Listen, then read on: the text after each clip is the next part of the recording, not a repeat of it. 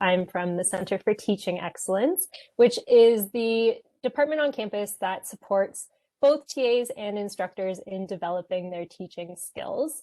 And today I'll be talking about how grad students can support student mental health in a TA capacity. And so I've been working on this work for about 7 years, and it's really my passion project to think about how we can support well-being in the classroom. So I'm excited to chat with you all today about that. And so just to get us started today, I thought I'd do a little bit of an icebreaker to get a sense of how we're all feeling today. So on the slide, you'll see 4 images.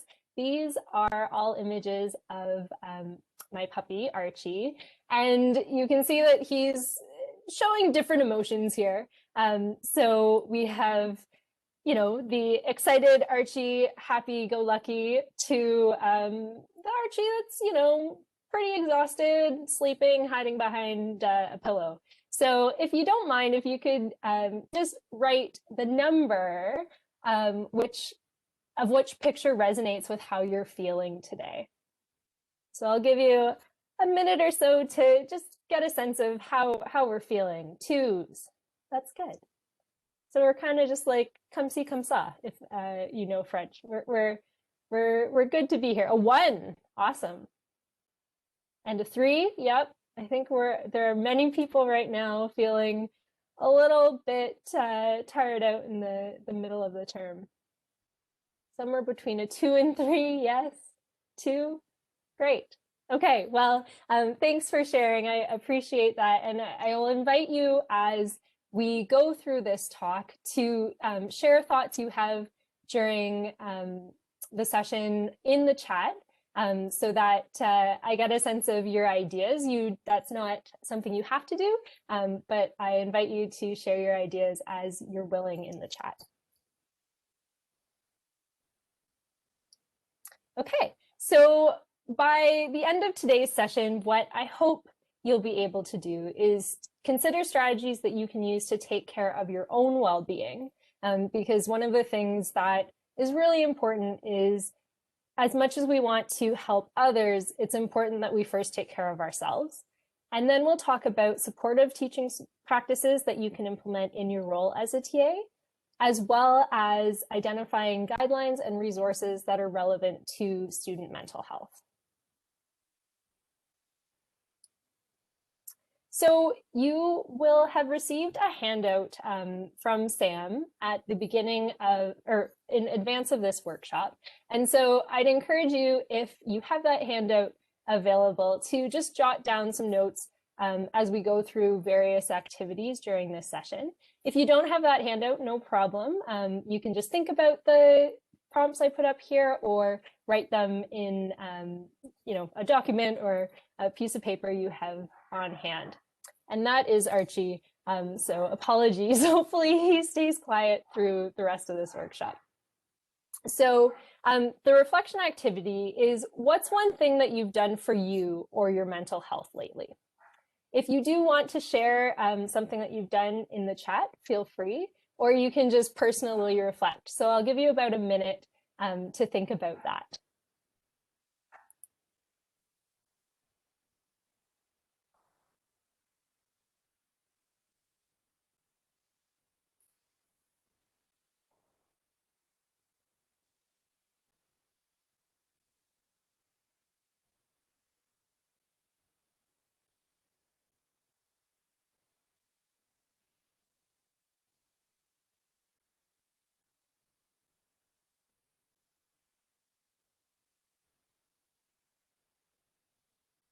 And if you have any ideas you'd like to share in the chat, feel free.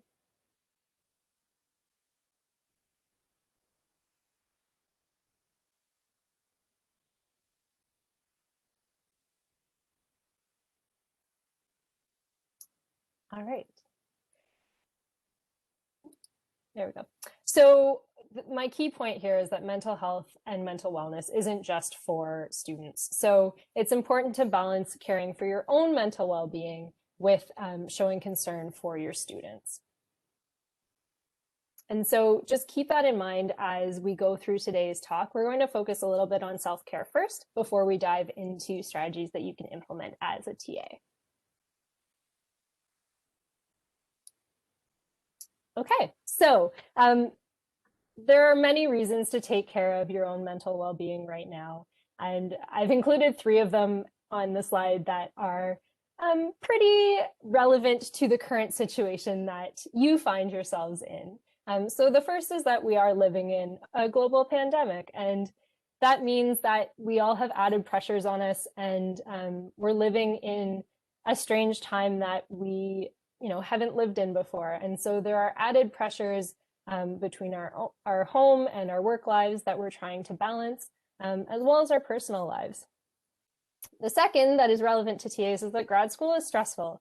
I remember when I did my grad studies, there were a lot of moments where, I was pretty overwhelmed. And so it's important for you to recognize that you'll have your own stresses and that you need to take care of yourself and give yourself a break to, get away from your grad studies and everything you're balancing from time to time. And then the last that is particularly relevant to this session is that helping others can be emotionally draining. And so it's important that you do take care of yourself when you are trying to help students with their own well-being. And so some questions to think about when it comes to self-care are what symptoms of stress have you experienced in the past? And so when we're thinking about when we need to take a break and practice different self-care strategies, it's important that we can identify the symptoms of stress that come up that allow us to know, okay, maybe I need to take that break. 2 other things to think about are what can you do to relieve your own stress? And then who is a part of your support network? Who can you contact when you feel stressed? So we'll talk a little bit more about those last 2 questions on the next slide. So right now, if you want to take a chance to just reflect on what symptoms of stress have you experienced in the past, and just you can think about that individually or write it down. But when do you know that you need to take a break?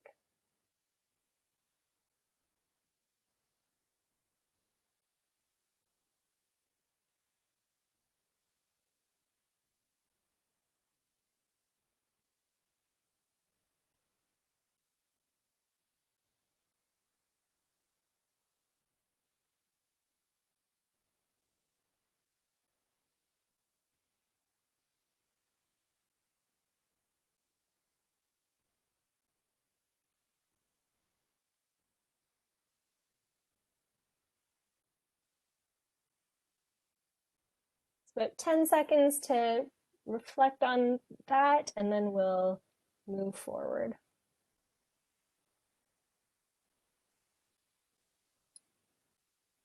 So one of the things that we ask our TAs to do who take our Supporting Student Mental Health workshop is come up with a self-care action plan. And so that when you notice those signs of stress, you have ideas for what you can do to relieve them. And so some of the questions that we ask TAs to think about are, what are some physical things that I can do to relieve stress? So that might be going for a walk. I know for myself, one of the things that I try to do during the winter is go for a walk at lunch or during the day when the sun is out, just to get some vitamin D and some sunshine, just to, get some fresh air and reset my day. And then what are some mental things that you can do to relieve stress? So that could be anything like listening to music, maybe doing some meditation, reading a book. Maybe it's hanging out with your dog, who seems to be barking in the background today, so I apologize about that. And then thinking about who can you contact for help? And by help, I mean, who can you call to chat with? Maybe that's talking with a partner, with your parents, with friends, just, either to talk about, the stress that you're feeling, or just to chat to get a break away from the stress that you're feeling. And then lastly, what resources can I contact for help? And we'll talk a little bit about of that later. But those could be written resources. It could be like virtual services like phone or video counseling, or it could just be, reading a book about meditation or mental health. And at the bottom of the slide, I've included a link to a resource from Campus Wellness that's a big list of self-care and distraction activities. If you're looking for some things that you can do to practice self-care and relieve stress. So I'll give you about a minute to think about the questions that I've posed here, and jot down some ideas to how you can relieve stress for yourself in grad school as well as in your role as a TA.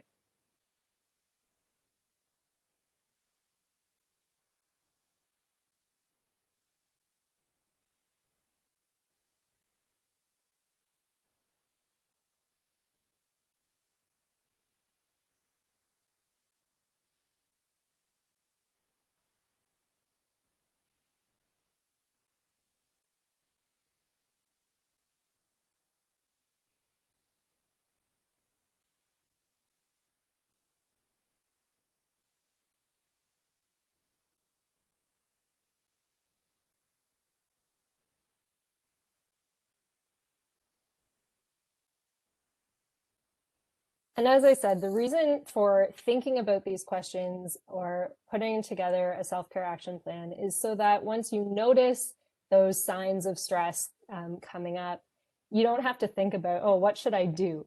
You know what strategies you can use to relieve stress and really focus on your own mental well-being.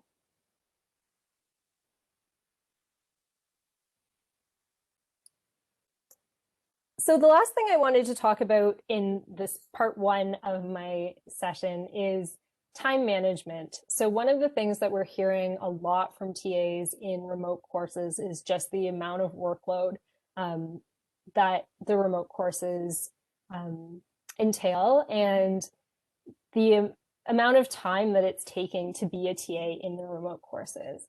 And so I just offer some strategies here to help you manage your time, because I think by thinking about how you can manage your time in your TA role and help manage that workload, it should help reduce some of the stress that's associated with the role of a TA. And these suggestions come from a resource that is from the Center for Extended Learning, which is strategies for effective time management in online courses. So the first one is to identify the high needs times in your course. And this usually comes around the time of an assignment or an exam. And so blocking off some time before the assignment or the exam in your schedule to make sure that you have questions, or you have time to answer questions from students. And then after the assignment deadline or the exam to allow for marking and providing feedback.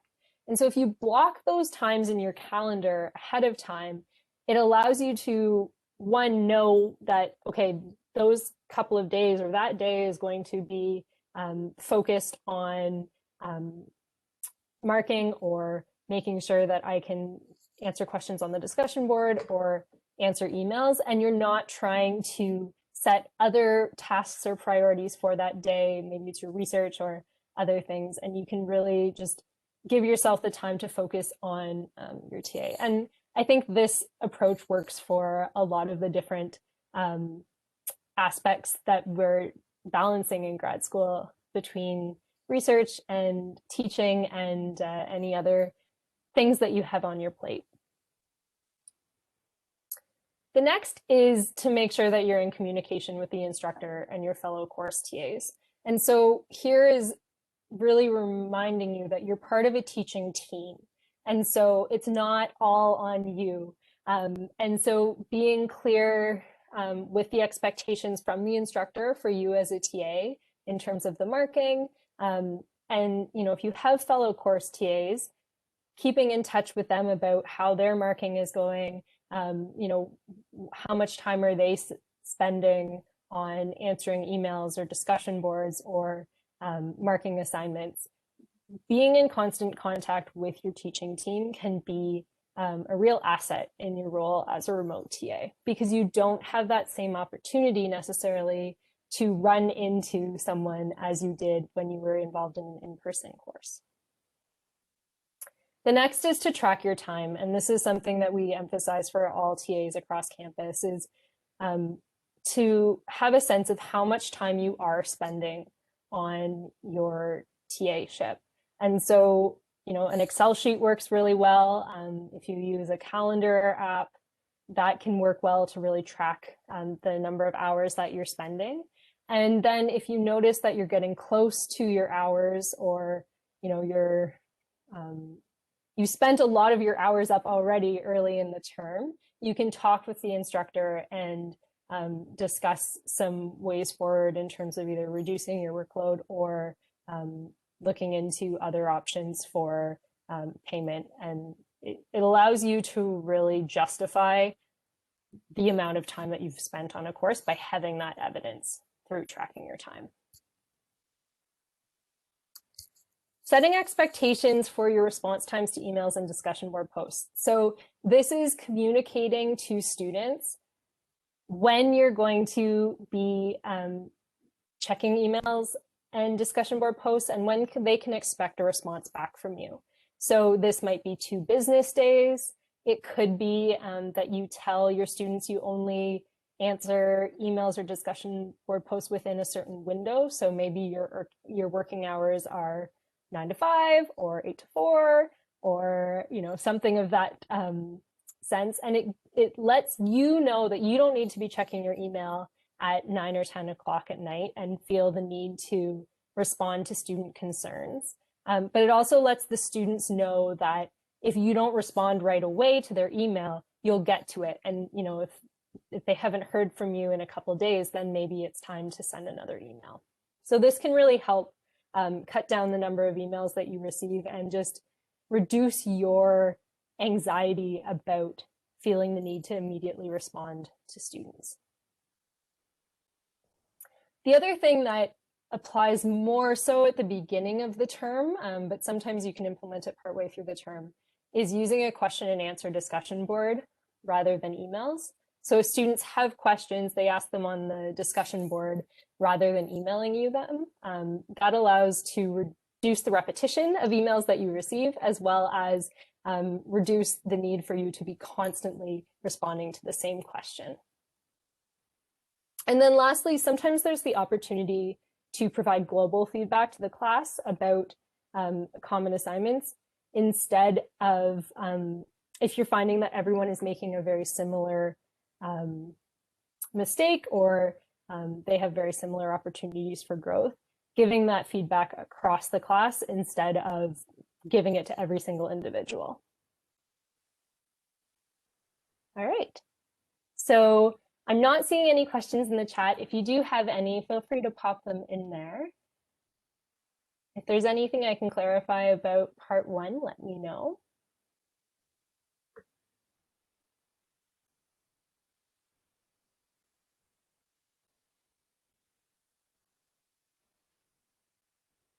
Okay, I'm not seeing anything come up in the chat, so I will move on to part 2, which is, what is the role of a TA in supporting student mental health?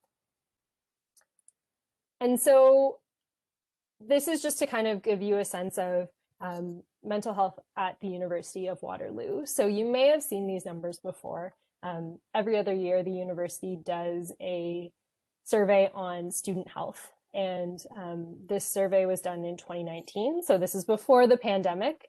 But there's a section on mental health. And so this survey found that in the past year, 88.7% of students felt overwhelmed, 64.5% felt overwhelming anxiety, 59% felt academics were traumatic or very difficult to handle, and 48% felt so depressed it was difficult to function. And so if you think about your class, these are things that your students will be experiencing, and these symptoms will have likely increased, and the prevalence of them will have likely increased as a result of the pandemic, because students are facing different pressures than they were when they were on campus. So what is the role of a TA in supporting student mental health? Why do we talk about TAs as someone who can support students? The reason in the literature, as well as what we see in practice, is that TAs are often the first line of communication for students in courses. So their TAs are the people that are approached during office hours. They tend to be the first people in a course that students email, and therefore they're in a position to notice signs of a student struggling or in distress. And so that might look like students not submitting assignments in an online course. The other thing is that often TAs are closer in age to undergraduate students, and so students might feel more comfortable approaching a TA about a mental health concern rather than the instructor. So what can you do? What is your role? I'm going to talk about two kind of groups of strategies today. One is proactive strategies, and two is reactive. So in terms of proactive strategies, it's being supportive and creating a positive learning environment for all of your students.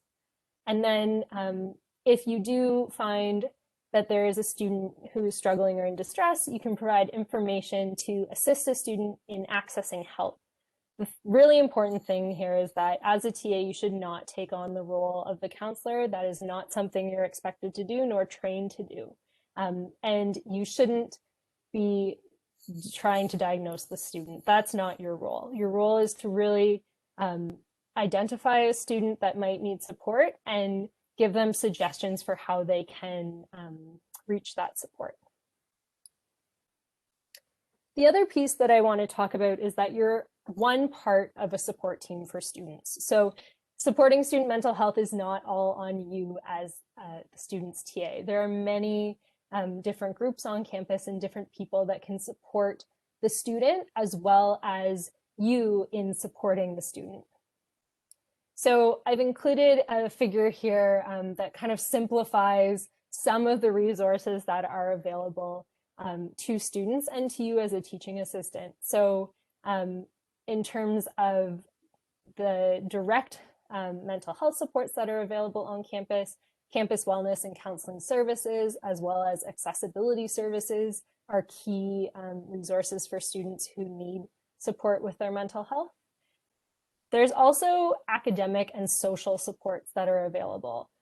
So that might be an academic advisor, could be the Student Success Office, which runs a lot of workshops on things like time management and study skills, which might be really what the student needs to support to reduce their stress and support them in their courses. There's also student associations and peer support, both formal and informal. So I know we have the GSA here, or the MEGA, the Mechanical Engineering Student Association. And you are very lucky in both ECE and MNE to have Leah and Sam as the student wellness coordinators.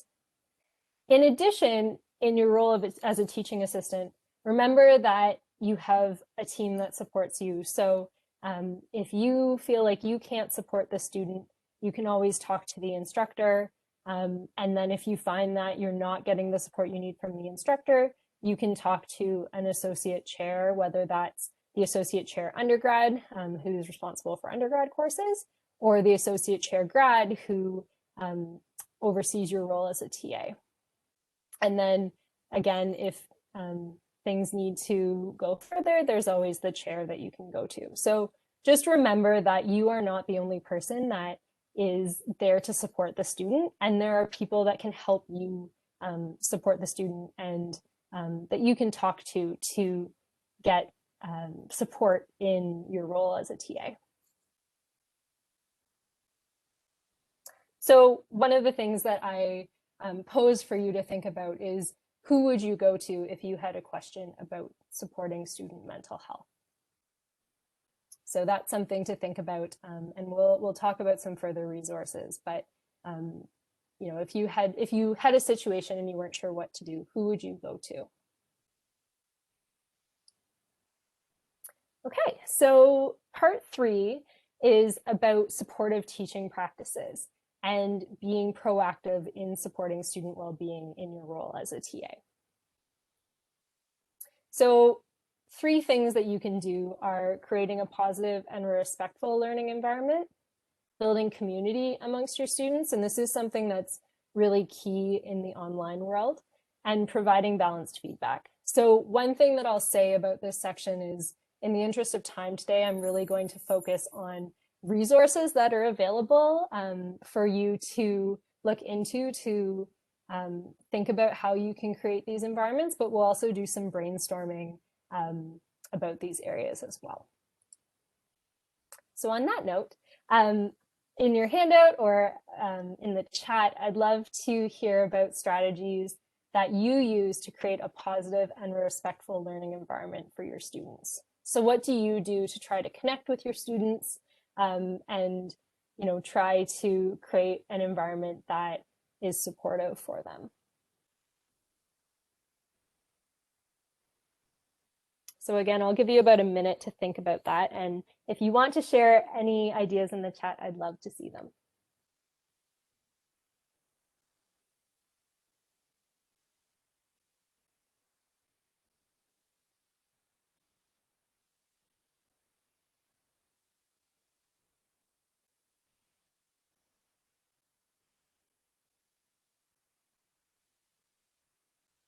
Setting office hours to answer their questions. Yeah, that's a great one. Being available for students so that they can come to you and ask questions. That's great. And is that like a synchronous session that you're hosting?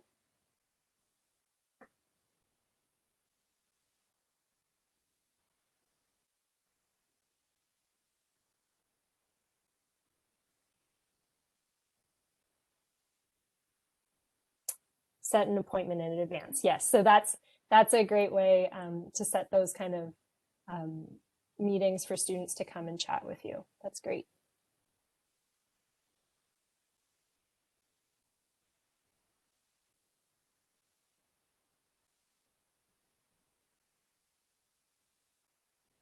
All right, so I'll share some ideas here just to give you some further ideas for how you can maybe build that more positive learning environment for your students. So some of these are very straightforward, and some of them require a little bit more work. So one of the things that's really we're finding a really effective practice in the online environment is sharing personal stories as you feel comfortable in the announcements, in discussion boards, or even through videos. So one thing I do for the courses that I teach is when I post an announcement at the beginning of every week, I'll include something about what I did on the weekend, or I'll include a picture of my dog, just things that kind of give you that connection to show that, you're a real person behind that screen. I also post videos at the beginning of my workshops that are asynchronous, so that just introducing myself and letting them know about the course can be a great way to, just kind of show who you are if you don't get that chance to connect synchronously. Using students' names, and that's a huge one in person as well as online. So in online, using students' names when you're writing them feedback, when you're discussing things with them on the discussion board, if you're running tutorials or if you're running office hours, just trying to learn students' names. The one thing that's great about the synchronous environment is you can see usually students' names associated with their videos. So it's a great way to just show students that they're part of the community. Using inclusive language, so this can be using people's pronouns and asking people to share their pronouns if they feel comfortable. It can be using terms that are non-gendered, such as saying hi everyone or hi folks instead of hi guys.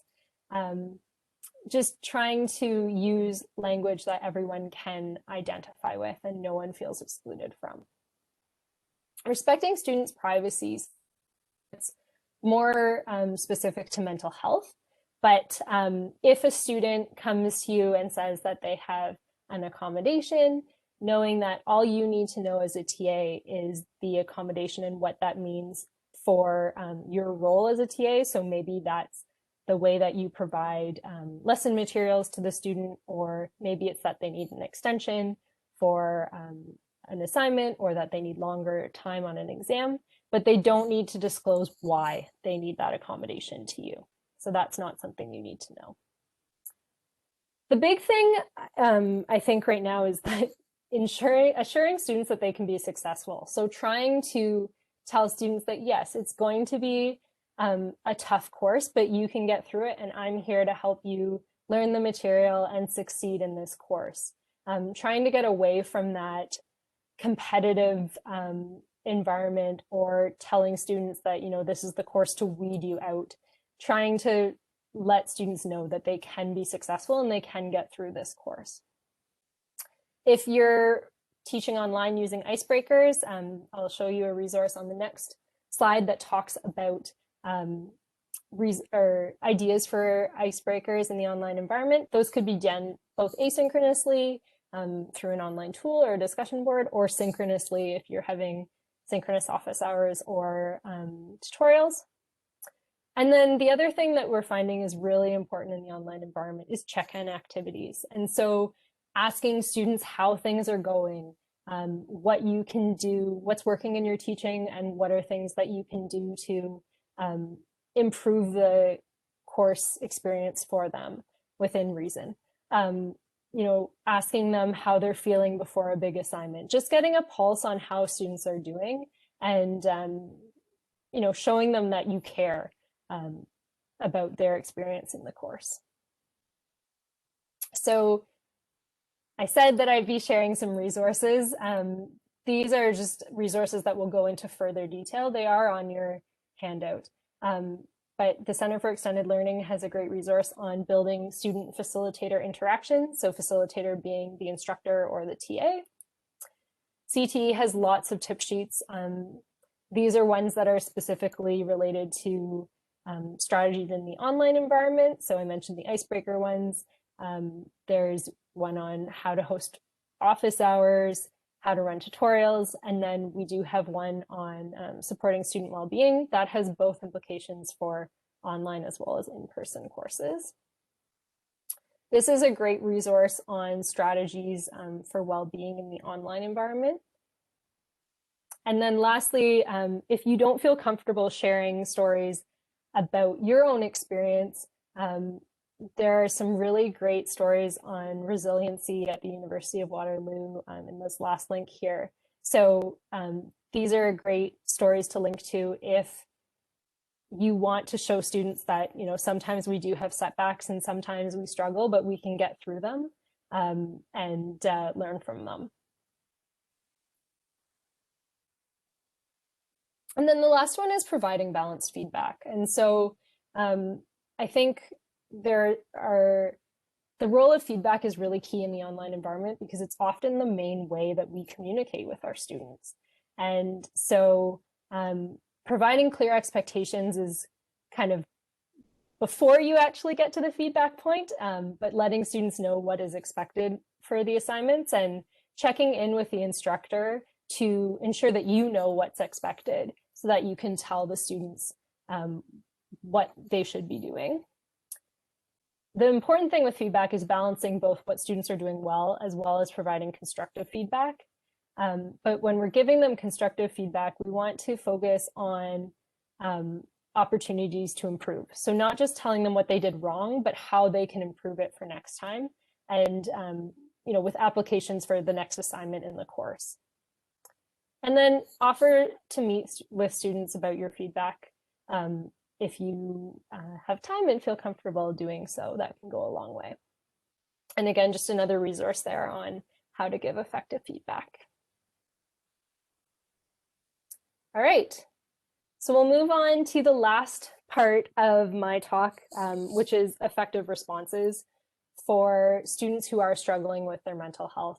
And I will say this is going to be really focused on kind of resources that you can point students to, as opposed to talking in depth about how to talk to students about mental health. And that's just because of the time today. So if you are interested in receiving more training in this area, I'm happy to point you to further resources that are in your handout, as well as later on in this slide, or in this slide deck, sorry.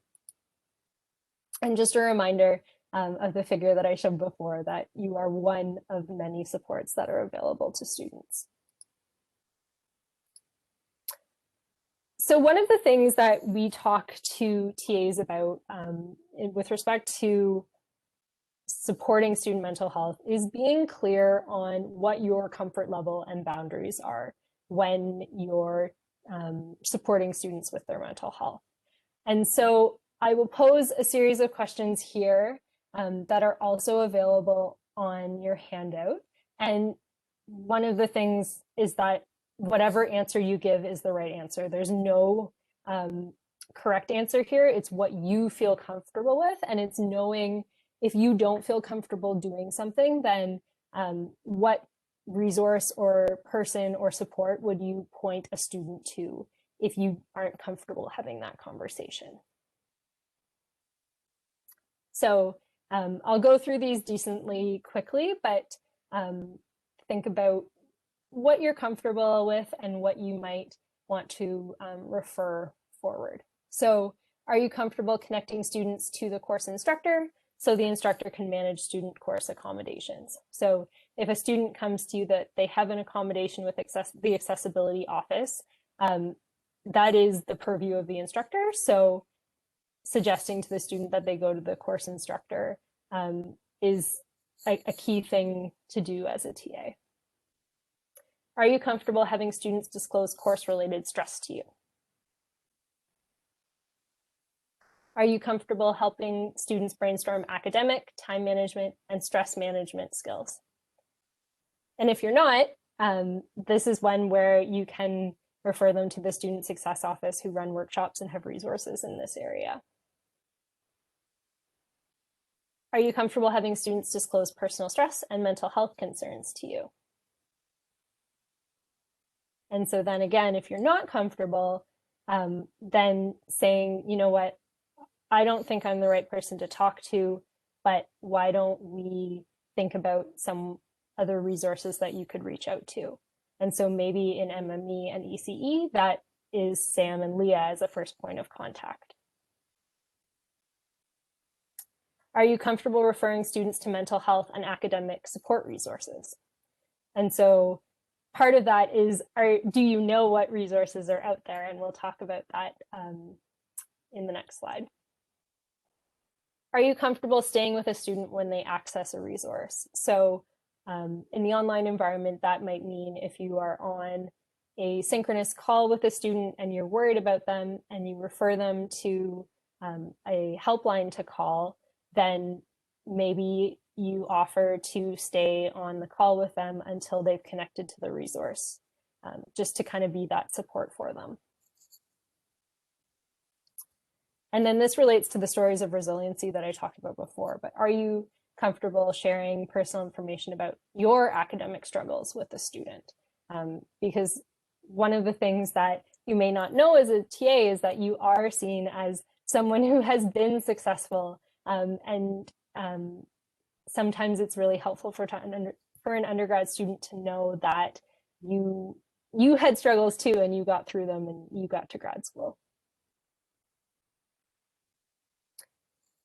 So the model that both Campus Wellness and the Council of Ontario Universities uses is recognize, respond, refer.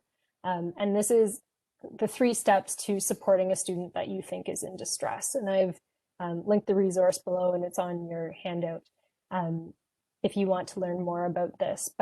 And I'll go into detail about each of the steps. But recognize the indicators of mental health concerns or needs.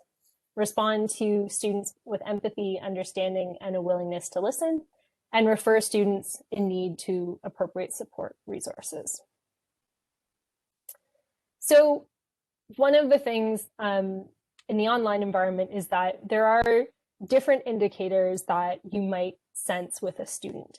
And so I've included some of them here. One of the caveats is, I always say, if the student is displaying several indicators, you should respond. Just because they're displaying one indicator doesn't necessarily mean that they are struggling with their mental health.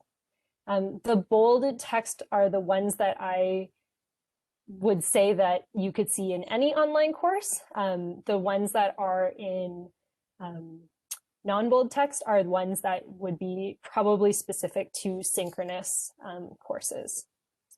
So common indicators could be missed assignments or exams, students that are repeatedly seeking extensions, students not responding to emails from you, students that are emailing a lot or are asking you the same question over and over again, or maybe they're asking for questions about each step in a specific process or assignment, inappropriate emails or disrespectful discussion posts. So those can sometimes mean that, you know, a student is just really overwhelmed and they're not necessarily conducting themselves professionally. That could be an indicator of something related to mental health. And then other things that you could see in synchronous courses would be students repeatedly not coming to class. That's a little bit of a different indicator in the current remote world, because we know that students are in different time zones and are dealing with a lot in their home lives. So that would have to be something you'd see among other indicators for it to be something of concern. And behavior change or crying or severe anxiety, those are things that you might see like in an office hour or you know, some type of online meeting. The other thing though is that you might not see anything. So sometimes it's our highest achieving students that are struggling, and so taking that proactive approach of creating a sense of well-being in your course is a great strategy to help all of your students, even the ones that you might not know are struggling.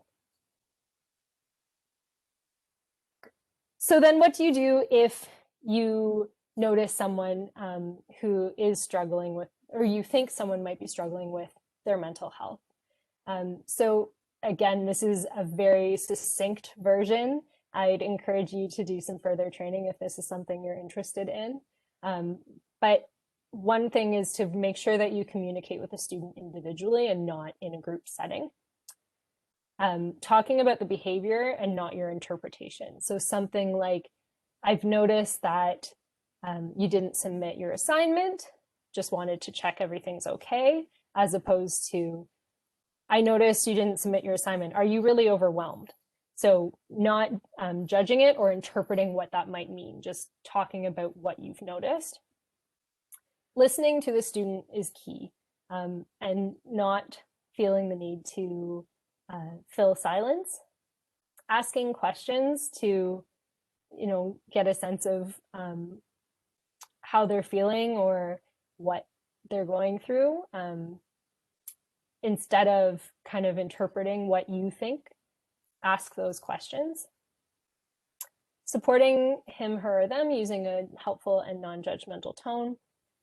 Again, don't take the role of a counselor, and avoid making promises of confidentiality to the student, because there may be things that they share with you that you can't keep confidential. So that might be something like them saying that they want to hurt themselves or somebody else. And so in those cases, you can't keep that confidential. That's something that you do need to report to a helpline or an urgent care line.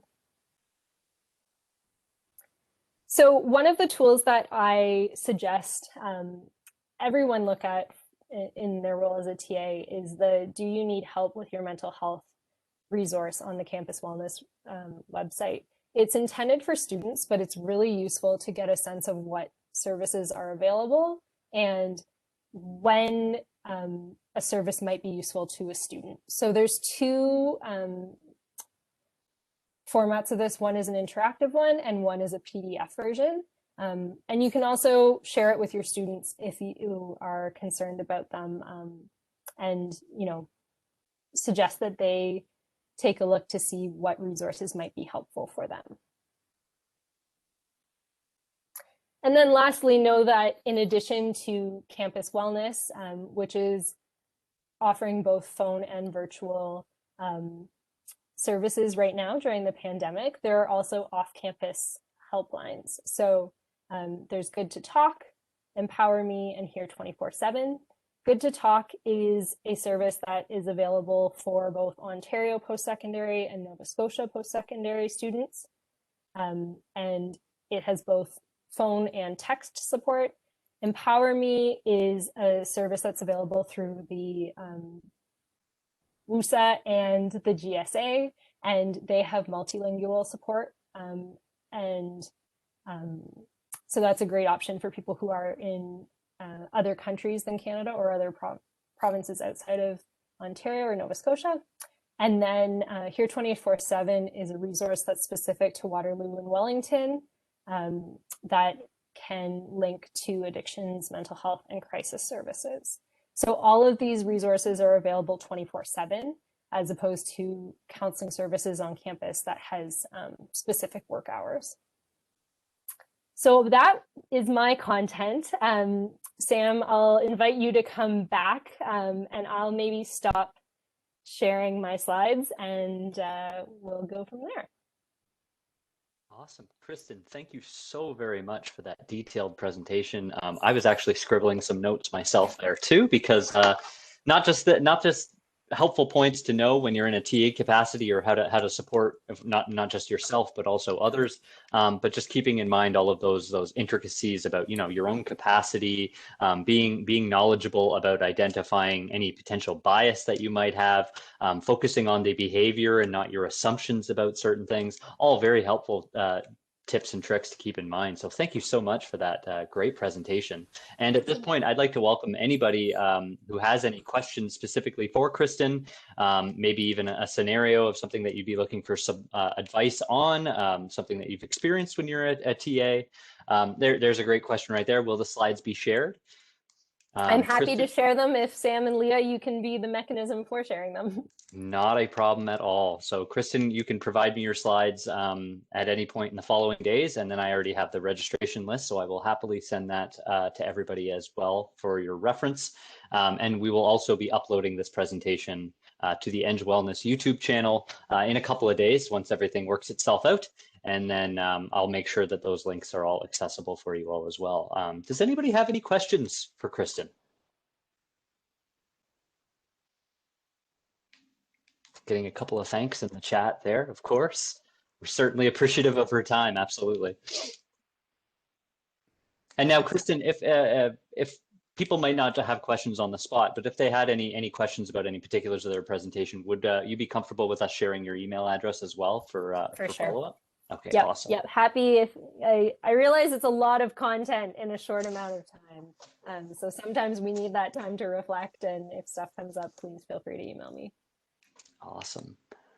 Well, if we don't have any questions, I'll give one more opportunity just for everybody to think about it. But at this point, I would like to welcome Ben McCullum from MEGA. That's the Mechanical and Mechatronics Engineering Grad Association. Ben, if you've got a couple of things to share with us. Great. Thank you so much, Sam and Leah, for having me back again this week to provide a few pieces of news from MEGA. So before I begin, I'm just going to share my screen here. And just let me know if you can't see that. So first of all, the MME Grad Association is hosting the 4th annual MME Grad Research Symposium on March 17th and 18th. And we have a couple new updates, and we're really excited to invite all MME grad students to present their research at this event. So this could be MASC students, MN students, or PhD students in the MME department. Registration is absolutely free, and we have some great prizes to offer. So you can see on the slide, we have 3 great cash prizes for the top 3 presentations of up to $250. And then we also recently added a short form poster presentation with a best poster award of $100. So hopefully, if you're interested in sharing your research and you're an MME grad student, you will register for one of those 2 presentation options and be able to present on March 17th or 18th. We'll also be offering all presenters an Uber Eats meal voucher in place of an in-person lunch this year. And not only are we inviting MME students or faculty to attend the presentations, but we're extending the invitation to everyone in the University of Waterloo community. So if you're not an MME grad student, you'll see some information come out in the upcoming GSA newsletter as to how you can join this great event. And that is also free of charge. So you're welcome to come to any or all of the presentations. And then just a couple important dates at the bottom. We're accepting the presentations and abstracts until next Sunday, February 28th. And we're now accepting posters until March 14th. And what I'll do is I just have a poster with some more information about the event. So I'm going to link that, share that in the chat following this presentation so that you can check out the registration links for both of those presentation options.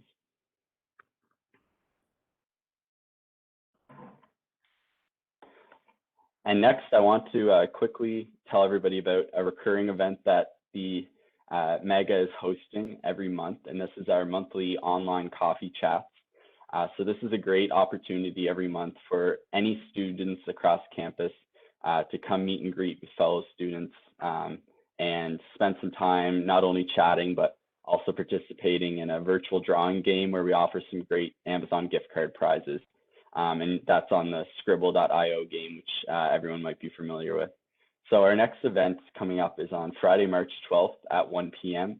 And then we'll have one more this term in April on Friday, April 16th. So I will also be sharing the link for registration for the March event for those of you who are interested.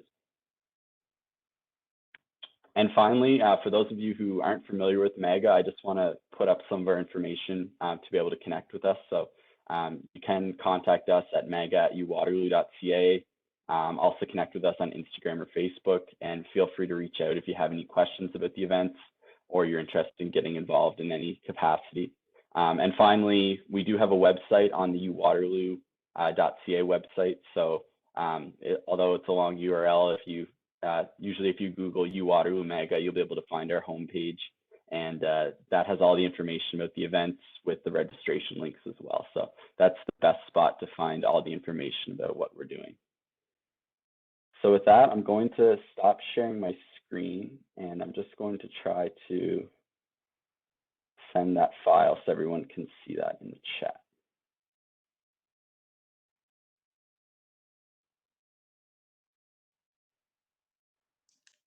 Awesome. Thanks so much, Ben. Thank you very much. Not a problem at all. And yeah, just plunk those links in the chat there. Just everybody can have access to them. At one last opportunity, if anybody has any questions for Kristin with regards to the presentation, got a couple of minutes. Actually, I just I have a question, and I was thinking about the one slide, Kristin, where you have, I think it was the recognized response refer, and basically when you mentioned the fact that the last column, that sometimes the students that are performing at a high level, and again, that they may not send you any signs that they're struggling. I thought that was a really important point to make, and I guess in terms of kind of creating that sense of belonging or that sense of community in a classroom, making that link about how important that is for those students that, like you said, maybe aren't giving you kind of overt signals that they're struggling. So I guess in terms of like having, not having that fixed mindset in terms of, like if something's wrong, making sure that you give that kind of constructive feedback in terms of, okay, this was not correct, but this is how, we can fix that. I don't know. I thought it was interesting kind of making the link between the fact that to create that sense of belonging and to have students that are struggling.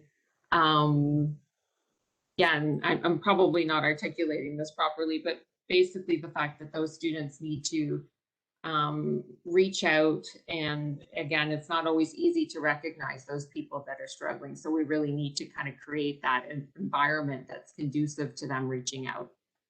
So yeah, it's those proactive strategies that I would argue are right. most important, right? It's making a a climate or an environment where people feel comfortable coming to you if they're struggling, and you know, being approachable rather than trying to find the students that are struggling.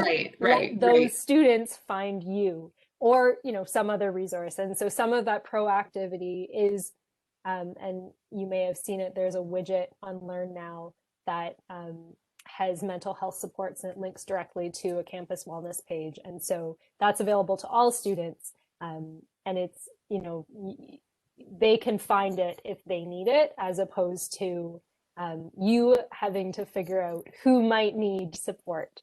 So those proactive strategies are huge in creating that environment, so that it helps every student, whether or not they're struggling with their mental health. Yeah, and I think, like you said, a lot of it has to do in terms of like the feedback that you give to students, even though we're online and we're not able to see students in person. Even the written feedback, I think you can kind of see based on the written feedback, okay, is this somebody that is going to be receptive to me reaching out to them, right? Like students can sense that kind of in the feedback that you give them. Again, kind of emphasizing both the positive and the negative, maybe about something that they've submitted, so they can say, okay, like, okay, I struggled with this, and they recognize this, but they're also giving me constructive feedback on how I could correct that. As a student, and I'm speaking from personal experience here, as a graduate student online, again, you can really sense based on that written feedback, whether it be, you know, in an online assignment or whatever, whether or not it's somebody that you're comfortable reaching out to, right? And saying, okay, you know, I think this person would be receptive to me asking them some more questions, or reaching out, and, you know, if it had to do with something more personal and kind of directing me where I need to go, kind of thing. So, yeah. Yeah, and written feedback, we know it's really hard to determine tone sometimes. And so some instructors are moving towards audio feedback. And there's tools on Learn that allow you to do that. If nothing else, to just, you know, maybe it's a quick like, hey, you did a great job on this. I've made some suggestions on how you can improve for next time. Please see my written feedback. Just to kind of show that person behind the words.